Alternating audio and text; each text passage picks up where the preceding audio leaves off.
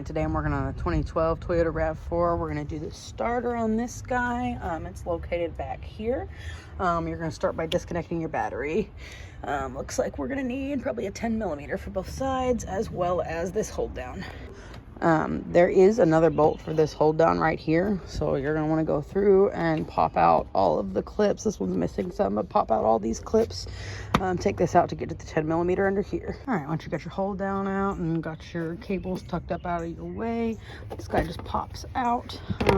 Looks like these are probably 12mm. We got to pull out our battery tray. Okay, after taking these two out, I see there's two more. There's that one and there's this one. This one has a ground on it, so you're just gonna make sure you hook that back up when you put that back together. I'm gonna go ahead and do this just so I don't forget. You're gonna want to take a wire brush or something abrasive and clean that up. Clean up where that bolts onto, as well as where it bolts onto this piece. All right, and then we'll have to take the other piece of the battery hold down out. You just got two more 13mm bolts on this side. Once that's out, we're gonna unplug this. And this is a 10 or a 12mm. All right, and lastly, we will have two 14mm bolts. It's gonna be this one right down here, and then that one straight back down there. They're both 14mm. Probably gonna want a longer extension than this for the front one. I will come back with what I use for the back one. I was able to get in there using just a medium length extension pretty easily. But we're gonna pop that bolt and the front bolt out real quick. All right, got those two out and they are the same length, so no need to pay attention to which is which, and this should just come right out. Oh, might need a little bit of coaxing, but it will eventually. There we are. Okay, I might need both hands, but hang on. All right, it's a bit of a two-handed job to get it past those wires, but it come out pretty easily. And I will clean up that hole before I put this back in. And we just gotta make sure we got the right one. Appears to be about the same. They might have adjusted the design here a little bit. This one's a little thinner, but overall,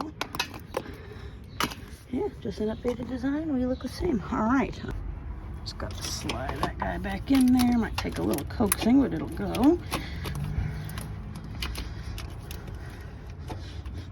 There we go. Perfect. We'll pop those two bolts in. All right, once that's tightened down, we're going to put our positive back on and plug the starter back in.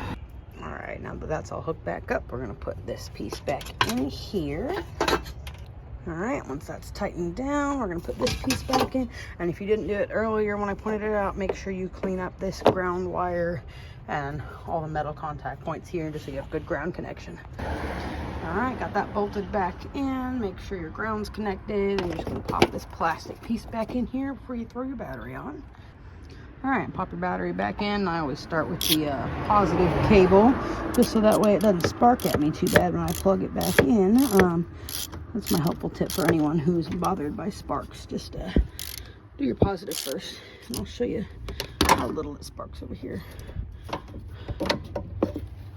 mean, it's still gonna spark a little bit. Oh, no, it didn't even spark at all. All right, yeah, do your positive first. Less sparks that way. All right, once you got your hold down back in place, now we'll put this guy here. Oh, just make sure you don't leave anything underneath it like I'm trying to. Pop that back on there. Put all your clips back in and then see if it'll start. All right, now our final test. All right. Very nice.